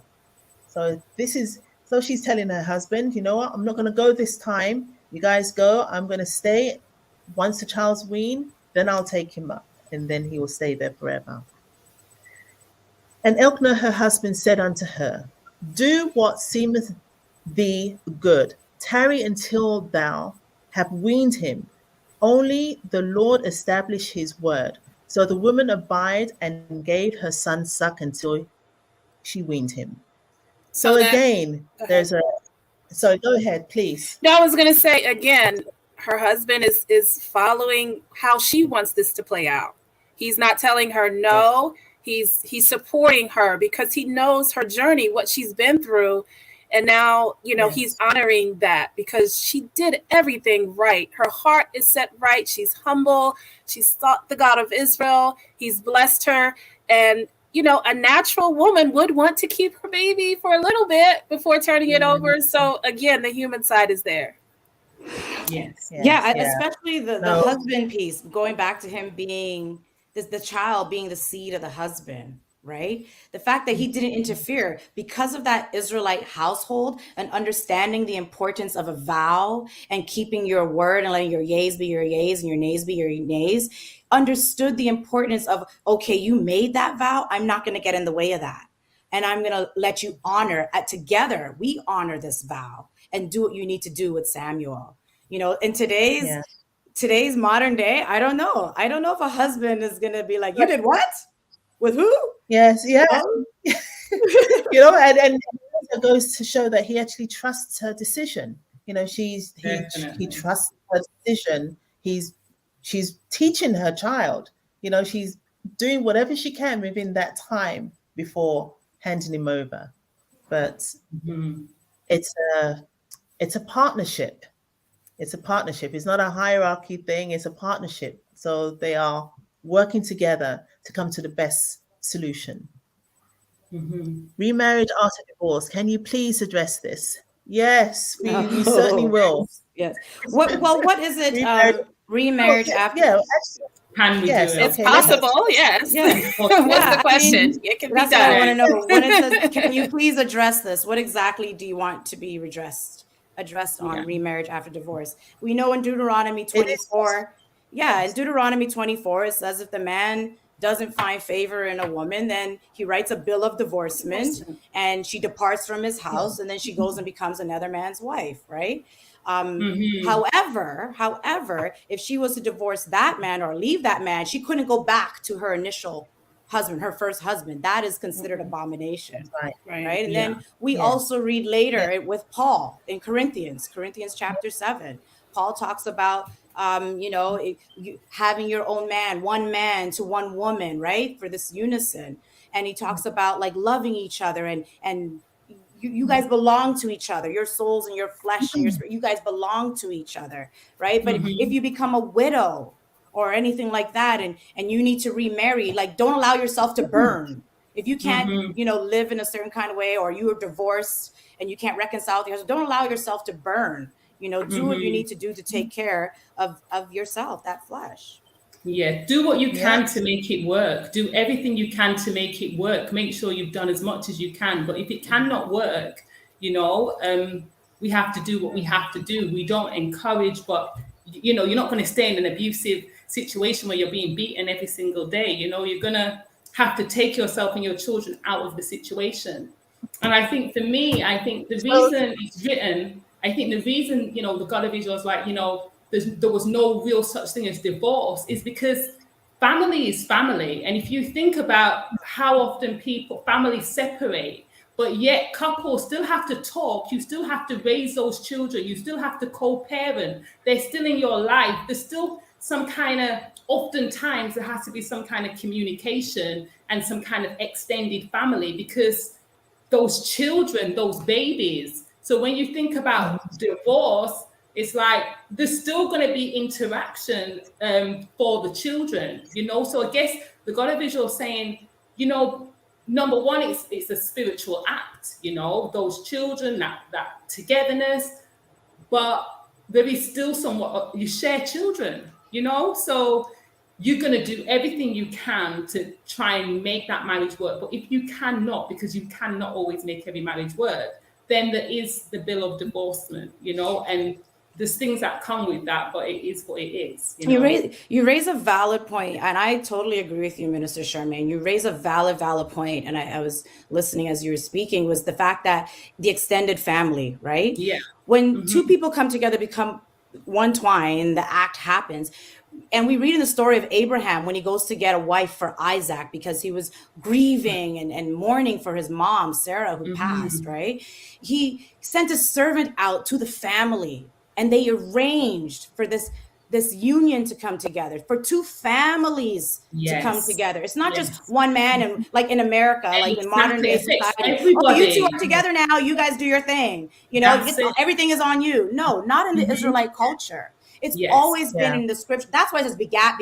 It's the families coming together, and those two families come together to work for the perfect union of the offspring who will carry this legacy. And and therein lies why our culture wouldn't get watered down or diluted, because if we're coming together, we are going to pass on this knowledge and everything. The weaning feast, all these things, naming ceremony, everything we do is going to be given unto these offspring because the families are coming together. That's where that real marriage and union is. That's where the gems lie and the jewels lie, because you're learning from your elders. And another point to add, so just before continuing, there was an actual reason why the question was asked, and if I remember correctly, it was because according to Christianity, if you remarry, you will burn in hell or something. I mean, Christianity to me is a mute point. Like Christians are going to hell because they serve another God. Like, where are they going? Like, come on. Christians have distorted the scriptures. Yeah, where do they get? I would ask them to show me where it says that, really. And like they distort everything in the scriptures anyway. So I don't take anything they say of value. Read it for yourself and understand it for yourself. Understand it for yourself. And also the God of Israel would not put in a bill of divorcement if there was no divorce. Like he's clever enough to have all these scenarios covered.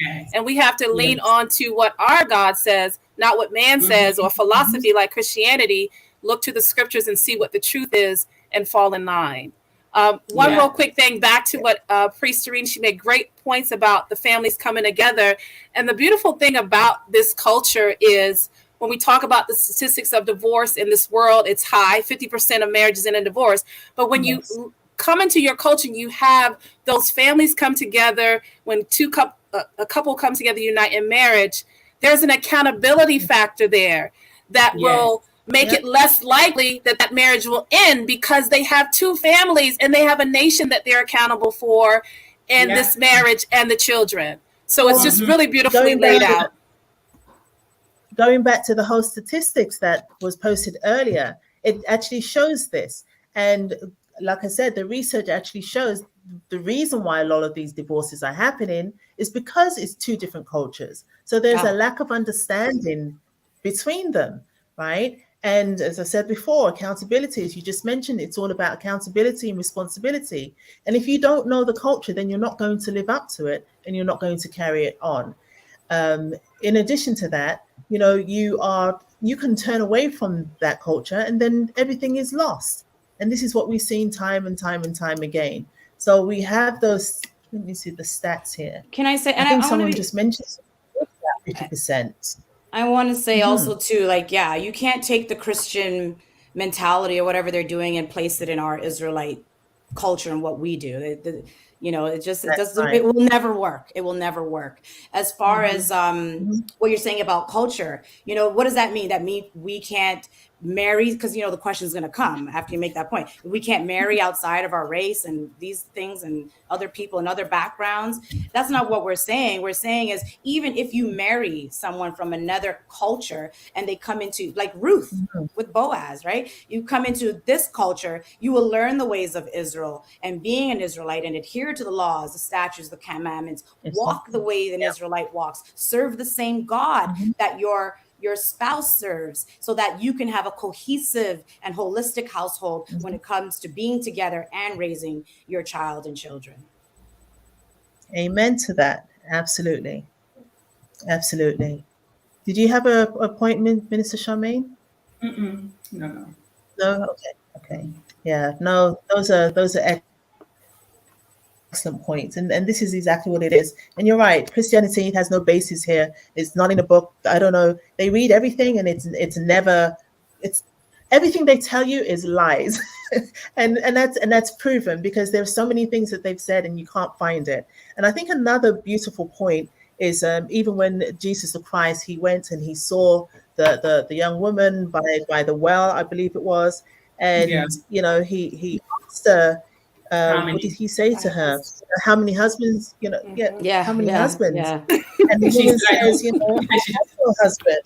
And Jesus said, yeah, you're right, you don't have a husband because you've had 5. And she's like, what? How did you know that? How could he know? She's had 5 husbands. Yes. So she had to have, gone through divorce or something in order to get to that point. And, you don't see him like throwing hailstones at her. And, so Christianity, they have no basis here. They need to go home. Anyways, and I think it goes back to what we've been talking about, relationship with the God of Israel. If we're in those situations, we can cry unto our Father, who we're going to go to, when we're going through these stresses and these difficulties, you cry unto your Father and say, look, I'm not happy. This is what's going on. Pray for wisdom, pray for help, pray for something, So, that's where we are so privileged and blessed, because it's that relationship we have with our Father. I just want to say thank you to Thomas Glover for your support. Really appreciate it. You guys are really making our day today. Yes. You're really showing us that you like us being here. Thank you so much. Thank you. Oh, yeah, it really is. It's encouraging. There's so much that we can learn just from listening to each other. And if this is the case, there's so much more to come. So Amen. Thank you. Sisters rock. Thank you. Okay, so should we continue with our story, or does anyone have any questions? Does anyone out there have any questions that they would like to have answered before we continue with our story? Okay, we have a question. Okay, from Miss Snowden. Okay, so my question is: the scriptures are the Old Testament. Then, as Israelites, do we read the letters as scriptures or just advice? Where do you want to? Do we read the letters as scriptures or just advice? What do we mean? We use. I'll just say this. We use as advice. Oh, okay. Yeah. I'll just say this. We use the entire Bible from Genesis to Revelations, from beginning to end, from chapter to chapter, verse to verse, line to line.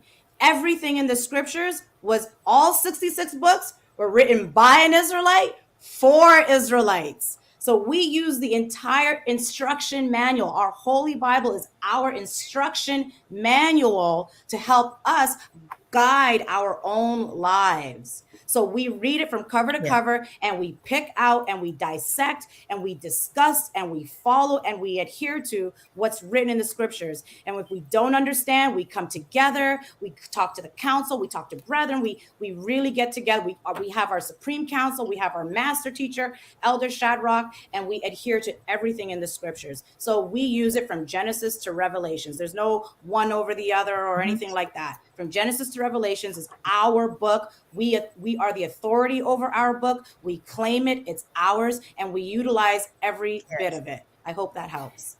Amen. And just to add to that, Priest Serene beautifully said, but also it's no way that you could fully understand the Second Testament without the first, or even have an appreciation for the entire book if you leave one or the other out. You're missing out on the full story. Yeah. Yes. Yeah. Absolutely. Yeah. No, beautifully said. Absolutely. I hope that addresses the questions. Are there any more? Okay, I'm going back to Hannah then. Okay. Okay. Let's go back to Hannah. Okay. All right. So, verse 23.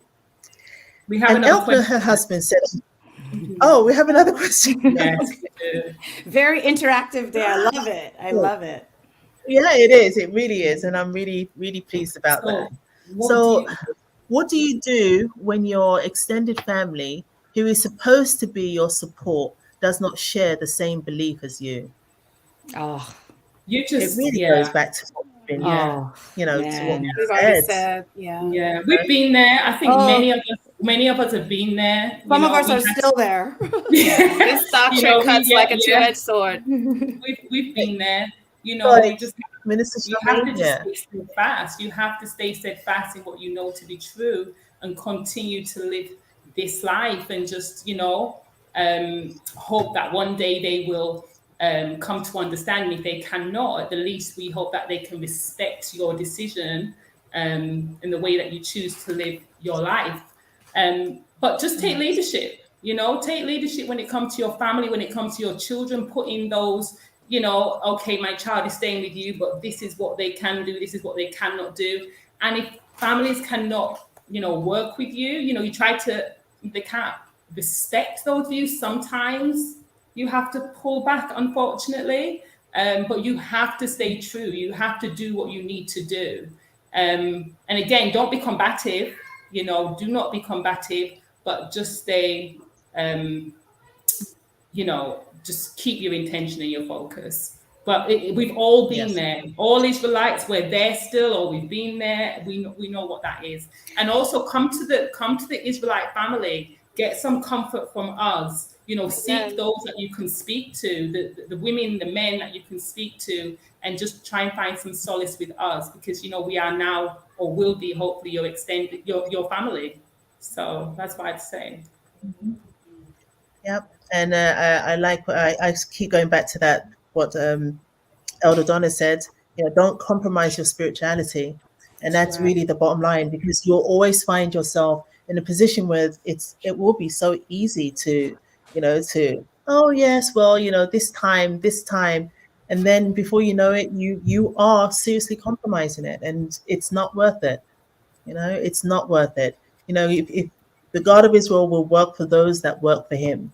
So, amen. And just to add, what I've experienced, people struggle when they kind of sit on the fence and don't delve all the way in because of their extended family.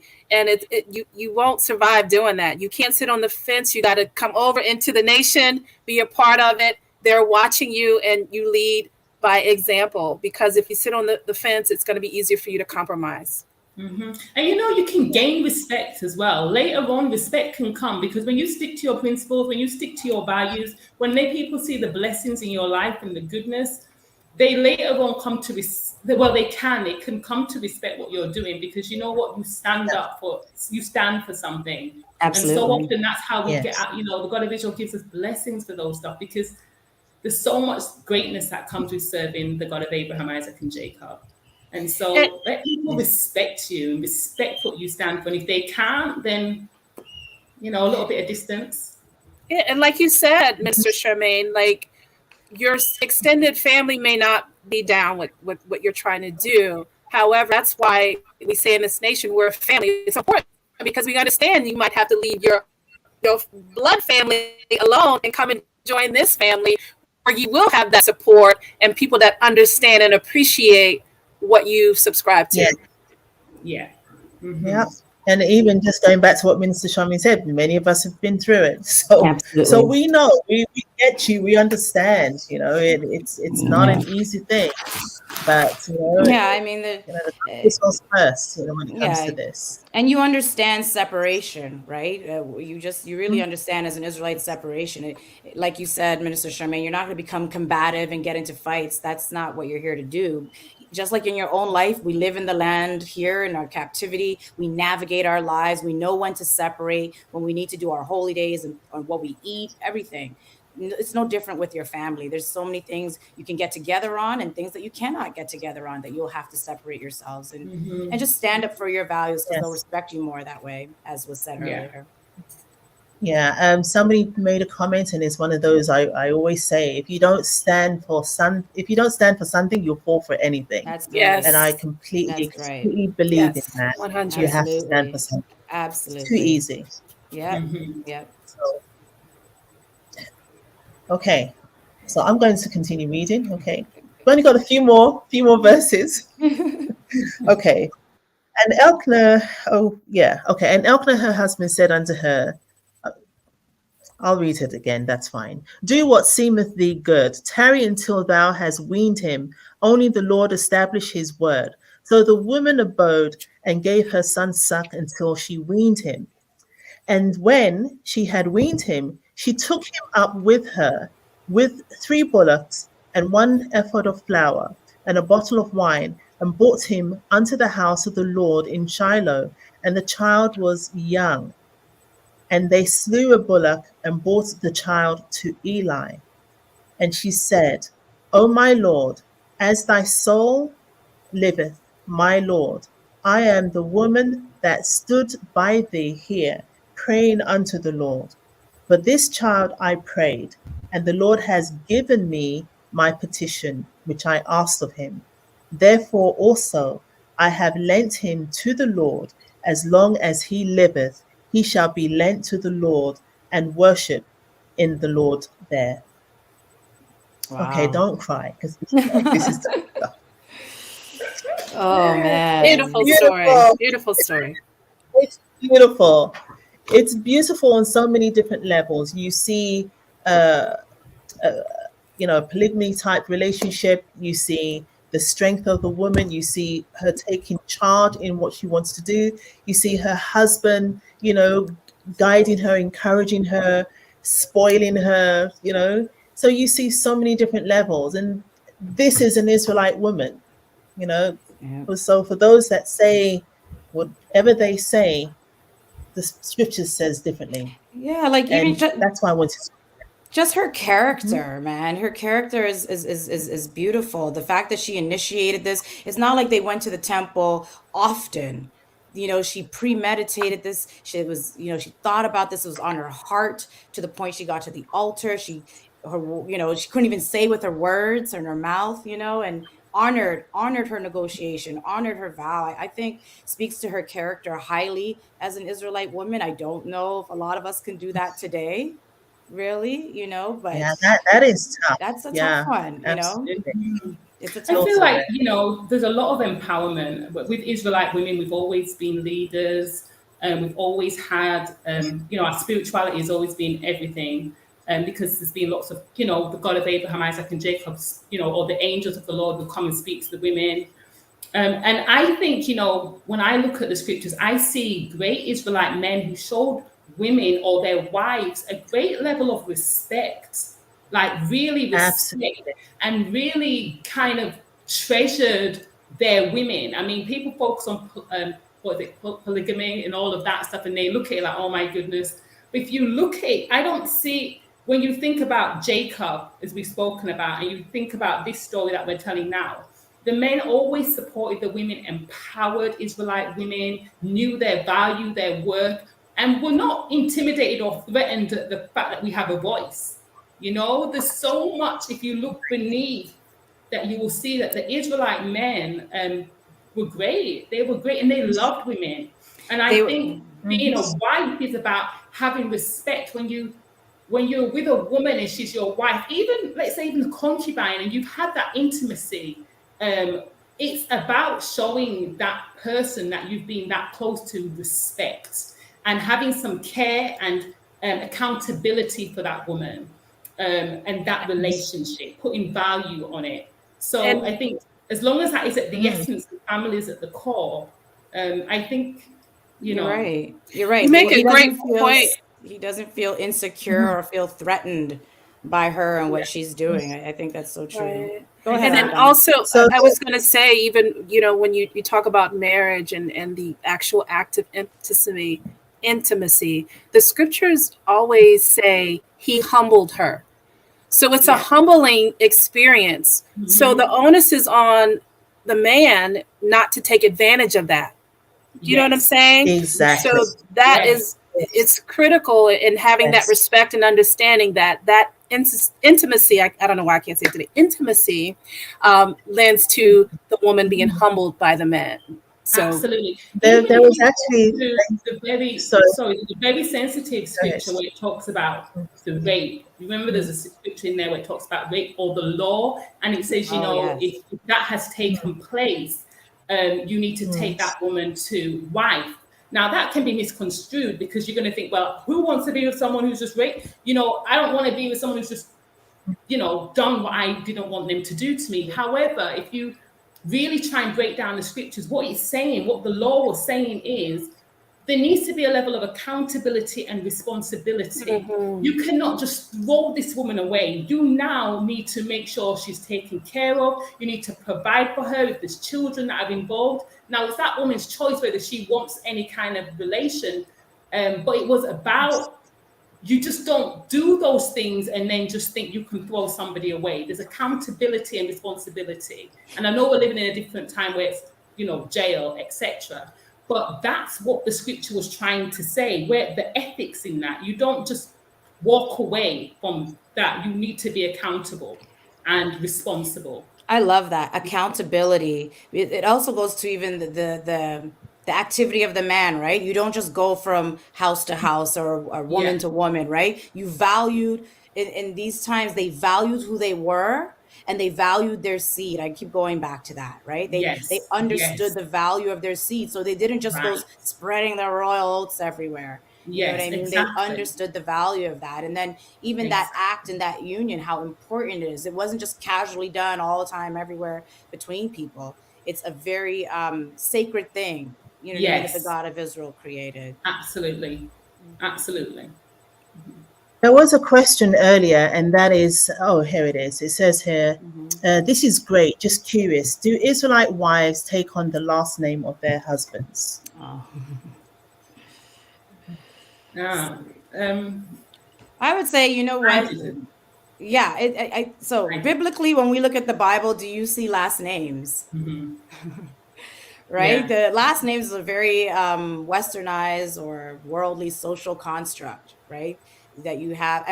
And the funny thing about it is we all have our slave masters' last names, right? When you look at the scriptures, it's the father begat so-and-so, begat. There is no like Tom Smith begat, so like Sarah Jane, I don't know. But, it's a very social construct today that we have these last names. But for us, if a woman chooses to take on her husband's last name because we are living in this land, that we abide by their rules and their laws, as well as we live a nation within a nation, it's their choice. You can keep your own last name or you can take on your husband's last name. It's totally up to you. Yep. Absolutely. We would usually give our children their dad's last name. Absolutely. Definitely give our children and that carrying and giving the child the father's last name goes back to the scriptures, right? Since we've added a last name, then we want to make sure that this man begat this son or this daughter.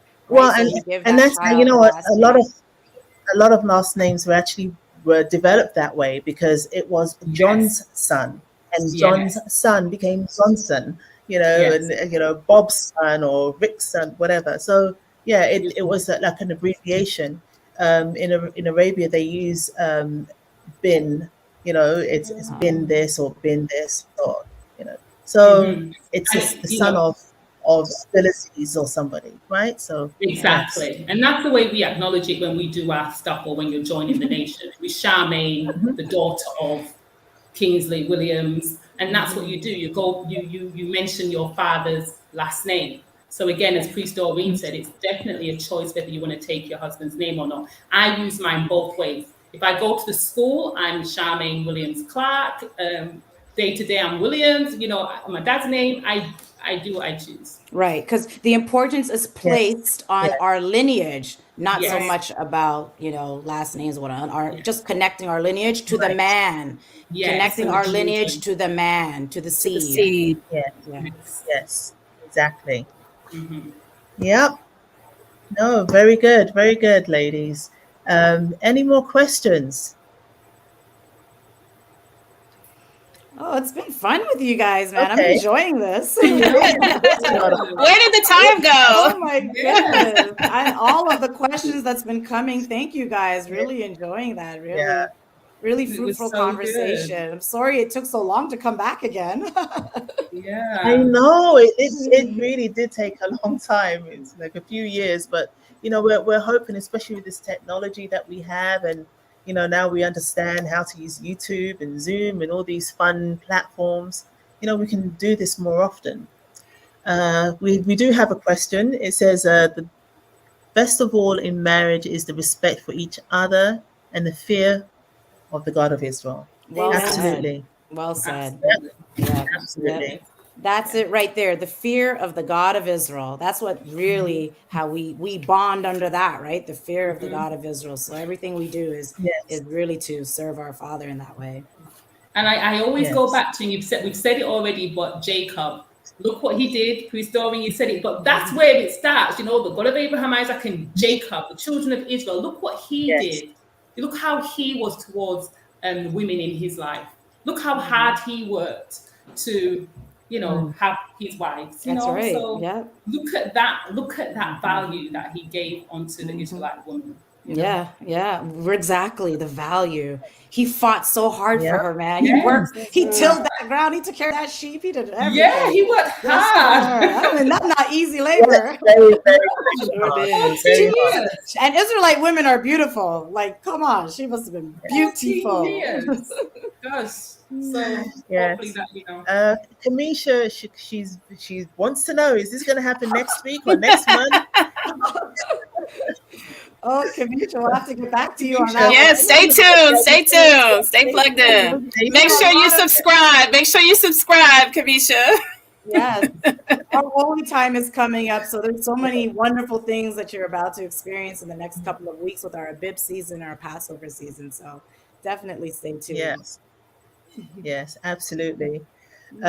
Just even going back to the whole respecting of women, and it's really quite interesting because there was a scripture. I think I did write it down, but I'm not seeing it.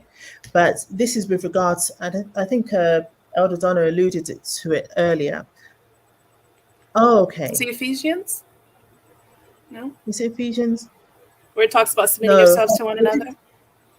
No, this is one. If you had a woman from a different culture, for example, and you give her a chance, or you give her an opportunity to and you grieve don't like her. before you take her to wife. Okay, you give her an opportunity to grieve before you take her to wife. And if you decide that you no longer want to be with her, right, you have to let her go. You can't sell her, you can't, put her away. You have to let her go because you've already, as you said, you've already humbled her. So I just wanted to show that, even in that state, a woman that is not of Israel or of a different nation, she is still respected in that, in that way. So I thought that was really quite interesting. So just thought I'll put that in there because, we are talking about, this type of relationship. And I think it's important to see that the Israelite men always respected women. Absolutely. Regardless, they respected women. Yep. They did. I mean, even when you would go to war and to battle, right? What do? You protect who? The women and the children. Yes. Right. We are the jewels of the family, and the Israelite man understands that. We're not slaved or demeaned or depressed or suppressed, and our voice is not suppressed. We're valued. What we bring to the table is of value, to our we bring forth future generations. Absolutely. Mm-hmm. Absolutely. Yeah, absolutely. Yeah, there was a question that it just left. Okay, that's fine. Yes, but thank you. I thank everybody for coming out and listening. I also wanted just to point, here we go. Excellent discussion, ladies. So enlightening and so much knowledge shared. I have truly been blessed as a woman. Keep the program coming. This is from Carol Sims. Oh, wonderful. Everybody wants to get out. Hey, we've got to come up with some subjects. Ladies, you gotta put in the chat what kind of things you want to hear. That also helps. And thank you all for listening in. Absolutely. We enjoyed the afternoon. This was really engaging. I really enjoyed that. Really nice to have the discussion in this way. Yeah. Very nice. So we are coming to the end. And any last words from you guys? I don't know. For me, walk in your power of an Israelite woman. Shine. Let your light shine in your home and outside of your home. You know, be that daughter that you were meant to be as an Israelite woman. And, you know, respect your husband, work with your husband. It's together, you guys have different roles, and it's really about moving the nation forward and having a progressive household as you come together in your marriage. Elder Donna. Amen, Priest Doreen. I would say love yourself first, walk in your truth of an Israelite woman, and don't compromise. And when you lead in that example, others will be sure to follow or at least respect what you do. Minister Charmaine. I echo the same thing. My thing is, you know, ladies, always value yourself, love yourself, and respect yourself, and ensure that others do too. And I know that life is not so simple and hunky-dory and black and white. And, you know, marriages and relationships are, you know, they're complex, they're difficult. Lean on one of your brethren, somebody that you can trust, one or two. Pray together. Because they're going to be difficult times. We're human. We go through stuff, right? But, you know, we can work it out, and we have our God that we can always turn to. So don't be an island as well, I'd say. And I also want to say to the guys, I really want to hear from the men as well. You know, if you've got any questions, anything you guys want to say to, you know, I want to hear more from the guys as well, because I just think that's so good as well. Thank you, guys. Yeah, we've had a few guys asking questions, and yes, it is greatly appreciated. All the questions have been greatly appreciated. It is true, and I completely agree with my sisters. I think they're amazing. I'm glad that we did this together. And, you know, for all those that are out there that are seeking advice and seeking help, you know, the first step is to contact us. You know, there is a contact sheet on this below in the comments somewhere. There's a contact sheet. Make sure you fill it out. You know, you'll get so much more information. And as everyone said, you know, just keep humble, keep seeking the truth, you know, keep the integrity in your spirituality, keep calling upon the God of Israel. There is so much that we can do, and even leaning on each other. So that's really so important. You have amazing leaders all over the world, so there's no excuse now. You've met some of them. So please reach out to us. We're here to help you and to guide you on this journey. I want to say thank you to our Elder Andor for helping us with this platform and encouraging us to, you know, move forward with this. I want to thank our elder for his wisdom, his knowledge, his understanding. I want to thank the council. They've been fantastic, you know, in supporting us in all of our endeavors.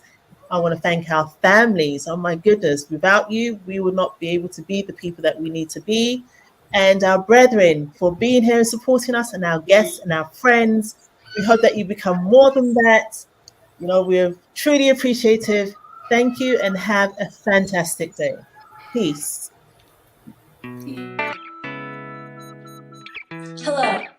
I hope you are enjoying our program so far. We are so thrilled you have decided to join us for today's event. If this is your first time, go ahead and hit that subscription button, and don't forget to click the notification bell so that you can stay up to date on all of our upcoming videos. Also, please like, comment, and share our videos. We truly appreciate it. We are so passionate about sharing our Israelite culture, and we welcome your generosity in helping us to reach more people. So please feel free to leave us donations. If you are thinking about joining us and would like to learn more, fill out the form in the description below, and one of our team members from the Welcome Committee will be in contact with you shortly. I thank you for your time and look forward to seeing you soon. And with that, I bid you peace, love, truth, prosperity, and power.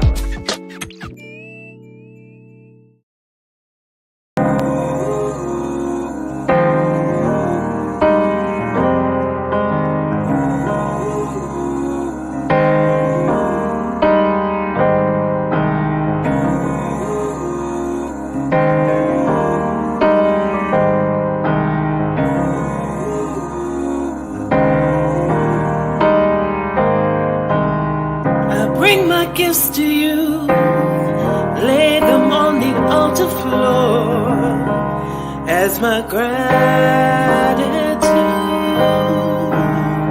So much things I'm grateful for. All the times you heard my prayer. You brought me miracles. You're so merciful. I bled my heart to you. My tears, they overflow with so much gladness.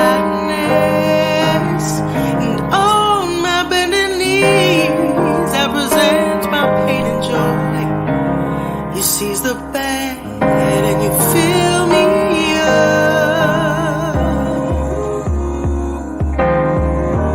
On the altar floor, we bring our gifts to you. On the altar floor,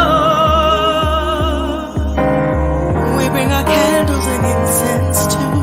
We come before you in our white, blue borders so bright for our holy time.